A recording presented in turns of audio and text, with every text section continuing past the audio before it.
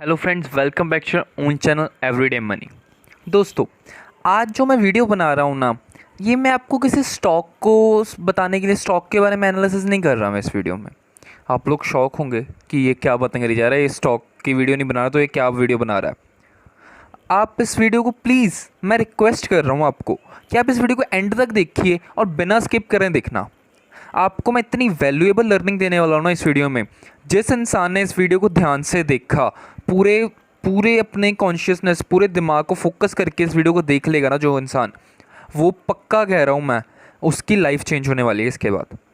मतलब उसका इन्वेस्टमेंट का तरीका, उसका सेविंग का तरीका टोटली चेंज होने वाला, उसका फ्यूचर चेंज होने वाला है अगर उसने ये वीडियो को ध्यान से देख लिया। तो मैं रिक्वेस्ट कर रहा हूँ आप इसको ध्यान से देखिए और अपने प्लीज़ अपने बच्चों को भी साथ बिठाइए, उनको ये वीडियो दिखाइए, क्योंकि जितनी जल्दी आप उनमें एक इन्वेस्टिंग की हैबिट, एक सेविंग की हैबिट उनके अंदर डालोगे, वो उतना ज़्यादा उनका फ्यूचर सिक्योर होगा। ओके, तो चलिए वीडियो को स्टार्ट करते हैं।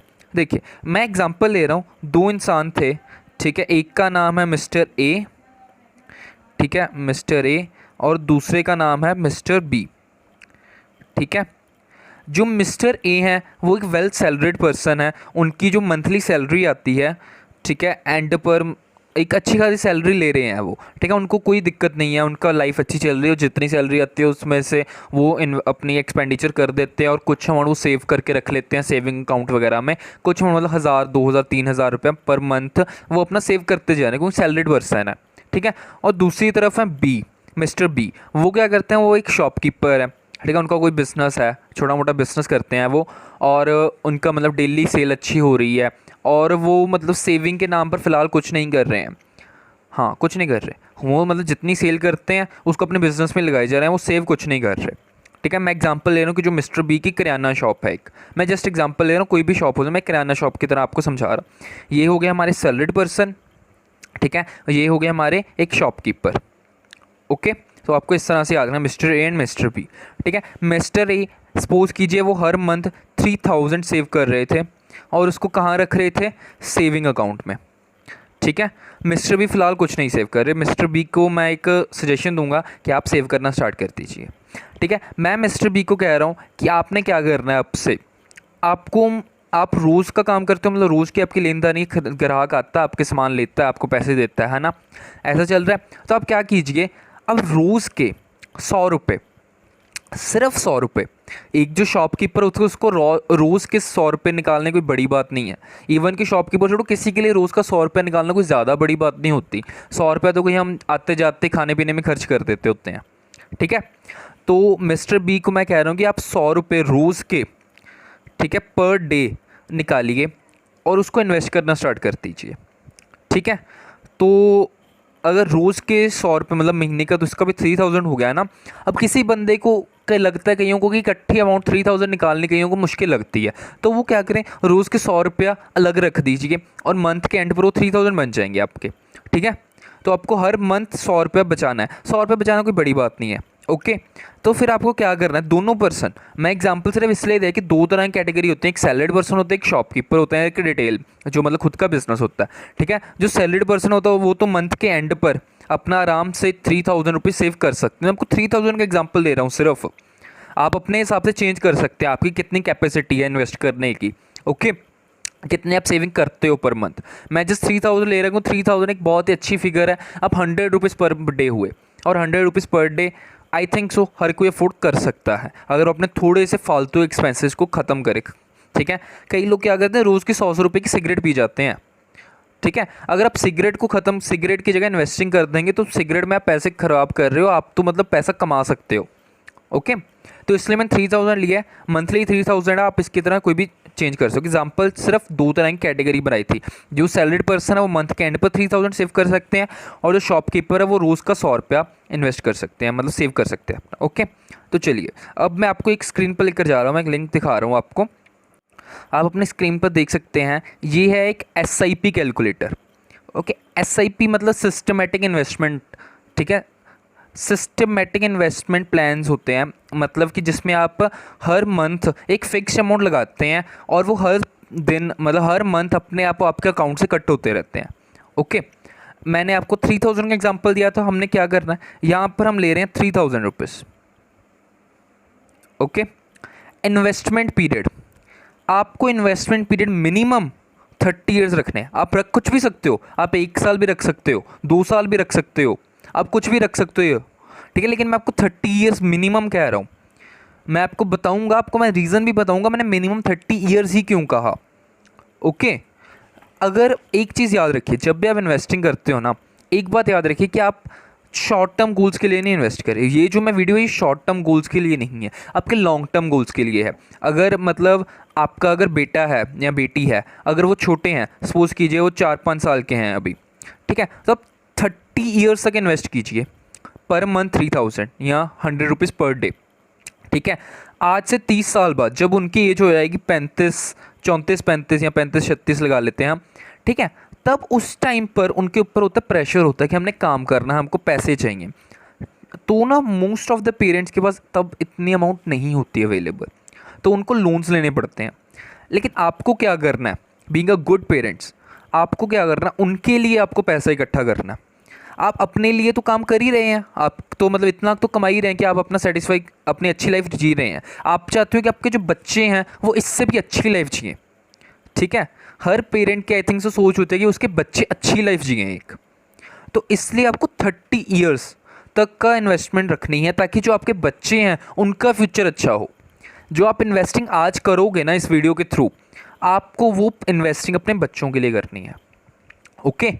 या अपने रिटायरमेंट के लिए, आप जब ओल्ड एज में आ जाएंगे तब के लिए, तब आपको इतनी अच्छी अमाउंट होगी ना, आपको कुछ नहीं करना, आपको सिर्फ घर पर बैठना, आप एंजॉय कर सकते, घूमने फिरने जाओगे आप, ठीक है। आज के 30 साल बाद अगर आप आज से स्टार्ट करने हैं, जो लोग इस वीडियो को देख रहे हैं, ठीक है, वो मुझे नीचे कमेंट सेक्शन में मैसेज करेंगे आपको ये वीडियो कैसी लगी, आपने कुछ सीखा है इसमें से क्या नहीं।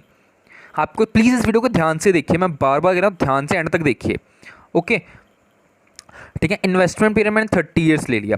और एक्सपेक्टेड एनुअल रिटर्न, एनुअल मतलब एक साल में कितना रिटर्न आपको मिलना चाहिए, मैंने 15% लिखा हुआ, 15% ले रहा हूँ मैं यहाँ पर, ठीक है। 15% कोई बैंक नहीं आपको देने लगा, ये चीज़ याद रखिए।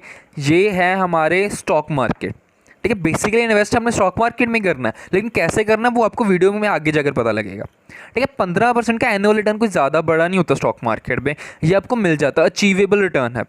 ओके, तो हम क्या करेंगे, कैलकुलेट पर मैंने यहाँ पर क्लिक किया। मैं आपको इसका SIP कैलकुलेटर का लिंक भी नीचे डिस्क्रिप्शन में दे दूंगा, आप खुद भी कैलकुलेट कर सकते हैं, ठीक है। जब आपने कैलकुलेट करा तो आपने क्या देखते हैं, अमाउंट इन्वेस्टेड इज़ 10.8 लाख। आपने इन्वेस्ट करे 10.8 लाख, ये देखिए। और आपके पैसे बन कितने गए आपको पता है, 2 करोड़ गेन हुआ। मतलब टोटल आपके 2.1 करोड़ हो जाएंगे, लेकिन जो आपका गेन हुआ वो 2 करोड़ का हुआ। मतलब अगर आपने सिर्फ 10 लाख रुपया लगाया, तो मतलब 100 रुपीज़ पर डे लगाते गए आप 30 साल तक, बिना उसको विड्रॉ नहीं करना अपने बीच में। हालांकि आप कर सकते हैं, लेकिन आपको करना नहीं है, क्योंकि आप अपने बच्चों के बारे में सोच रहे हो, आप अपनी ओल्ड एज के बारे में सोच रहे हैं। ओके, तो आपके 2 करोड़ रुपया बन जाएगा वो आपका। तो ये कितनी बड़ी अमाउंट है। क्या मतलब एक, अगर मैं अपनी बात करूं, अगर मैं 30 साल तक काम करता रहूं, तो मुझे नहीं लगता कि मैं 30 साल के बाद 2 करोड़ रुपए इकट्ठा कर पाऊंगा, सेविंग कर पाऊंगा। मेरे लिए भी नहीं पॉसिबल, अगर मैं उसको सेविंग अकाउंट में या FD में रखता जाऊंगा। जो हाँ, जिनका काम बड़ा है उनके लिए 2 करोड़ आई थिंक सो कुछ नहीं होगा, ठीक है। लेकिन वो अपनी अमाउंट ये ज़्यादा इन्वेस्ट कीजिए।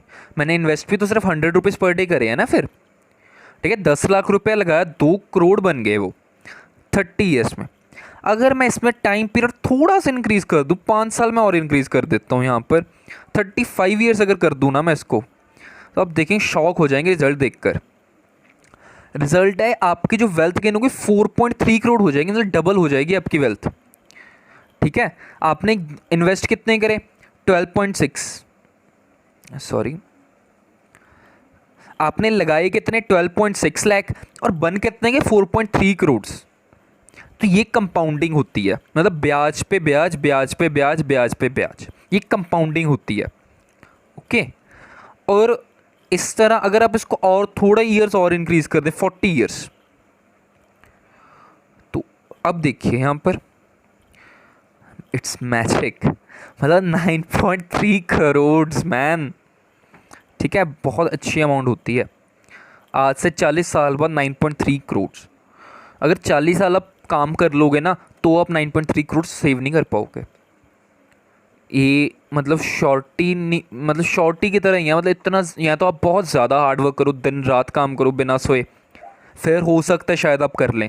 लेकिन यहाँ पर सिर्फ आप 100 रुपीज़ इन्वेस्ट करते हुए, पर डे 100 रुपीज़ इन्वेस्ट करके 9.3 करोड़ कमा रहे हैं।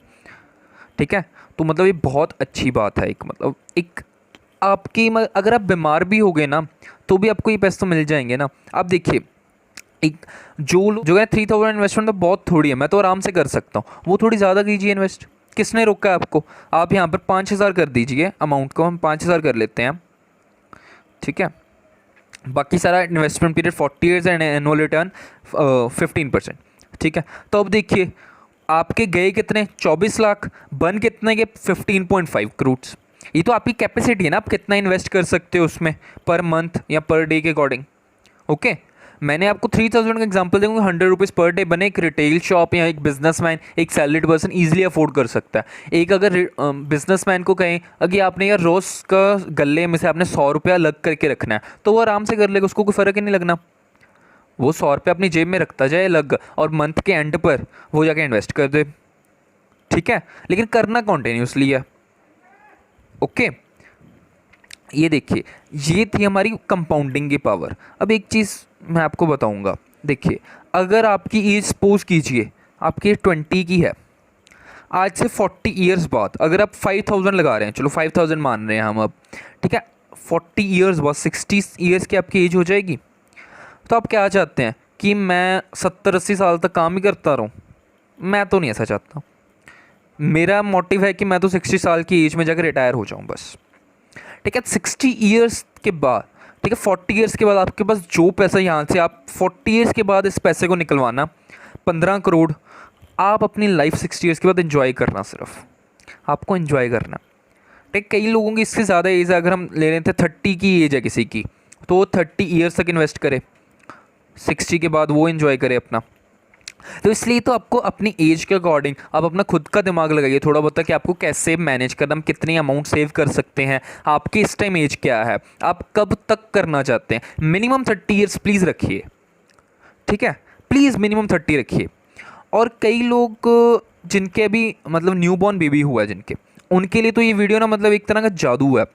ओके, वो क्या करें, अगर उनका मतलब सपोज कीजिए 1 ईयर का बेबी है उनका, तो वो क्या करें, उसके नाम पर हर मंथ 3000 रुपीज़ सेव करना स्टार्ट कर दें हर मंथ।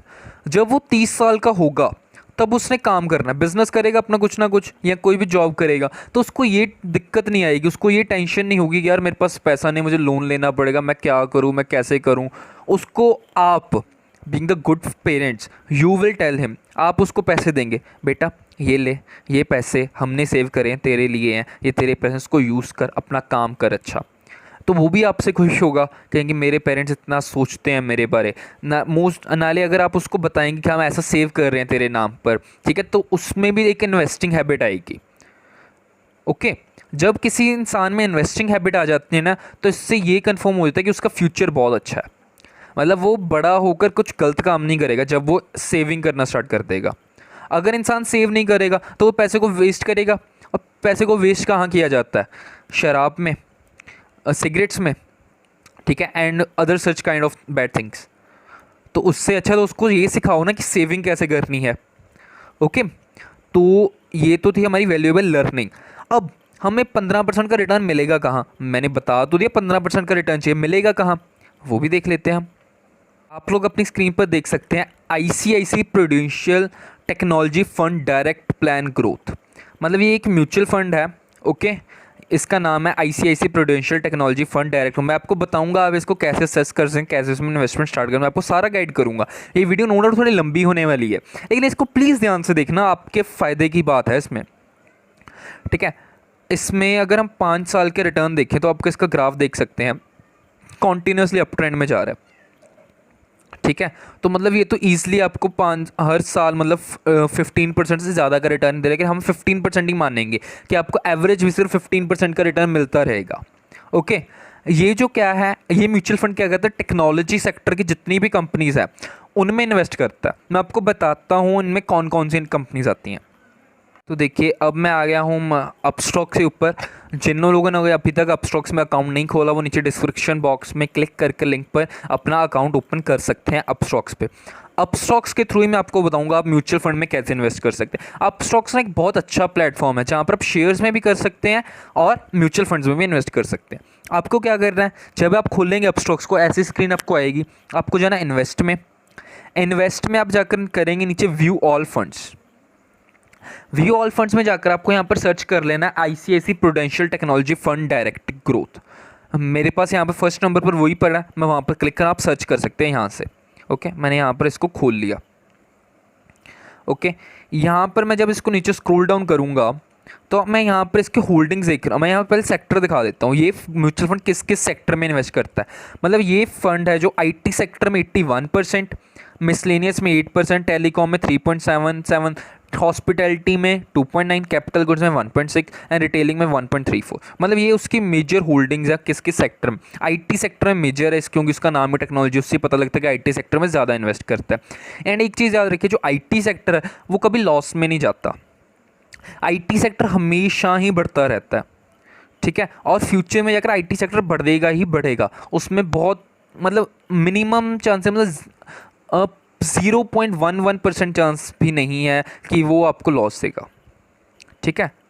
तो अब इसके होल्डिंग्स देख लेते हैं कौन कौन से शेयर्स में इन्वेस्ट करता है। तो ये फंड इन्फोसिस में 24%, इन्फोसिस बहुत अच्छी कंपनी है, बहुत ज़्यादा अच्छी। HCL 7.9, इसके ऊपर मैंने वीडियो बनाई, आप नीचे ऊपर आई बटन पर क्लिक करके आप इस वीडियो को खोल भी सकते हैं।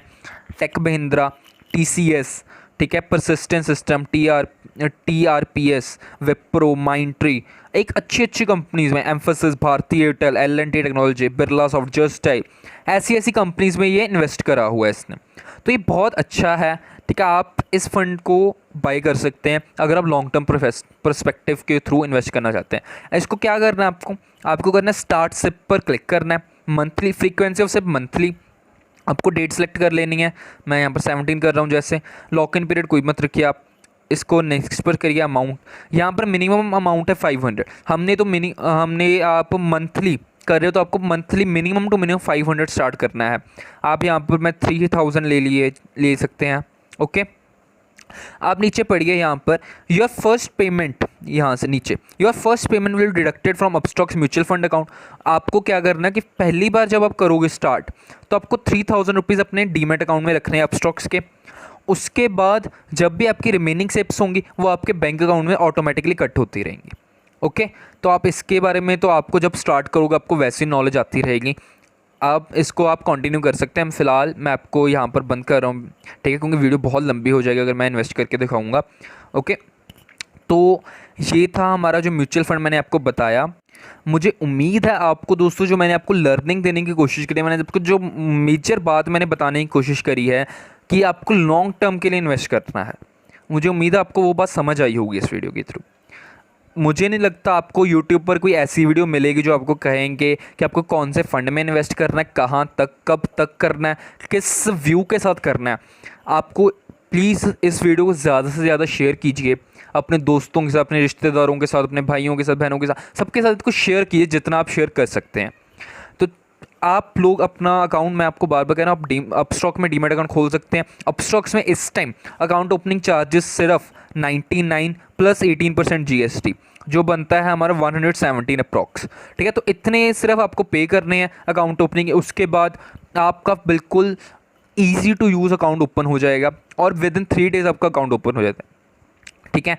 और जब आप इसमें अकाउंट खोल लेते हैं उसके बाद इसकी कुछ चार्जेस नहीं है, डिलीवरी बिल्कुल फ्री है, ठीक है। और इंट्राडे तो मैं किसी को रेकमेंड ही नहीं करता करना है, ठीक है। और जिसने करना है उसके लिए बहुत सिंपल है, 20 रुपीज़ पर ऑर्डर है, 20 रुपीज़ पर ऑर्डर। डिलीवरी पर कोई चार्ज नहीं है, जो मैं आपको रेकमेंड करता हूँ कि डिलीवरी में करना है उसके ऊपर कोई चार्ज नहीं है। और म्यूचुअल फंड में अगर आप इन्वेस्ट करते हो इसके थ्रू, उसके ऊपर कोई कमीशन नहीं जाएगा, ब्रोकरेज है ही नहीं इस पर। बाकी आप किसी अलग प्लेटफॉर्म पर जाओगे तो वहाँ पर आपको ब्रोकरेज देनी पड़ती है म्यूचुअल फंड के ऊपर भी, लेकिन अपस्टॉक्स में बिल्कुल फ्री ऑफ कॉस्ट होती है म्यूचुअल फंड। तो आप अपस्टॉक्स में अपना अकाउंट ओपन कर सकते हैं, नीचे डिस्क्रिप्शन बॉक्स में इसका लिंक गिवन है। तो चलिए दोस्तों, आज की वीडियो में बस इतना ही। मुझे उम्मीद है आपको अच्छी लगी होगी। प्लीज़ इस वीडियो को लाइक कीजिए, कमेंट कीजिए और इसको शेयर भी कीजिए। तो चलिए मिलते हैं कल एक नई वीडियो के साथ।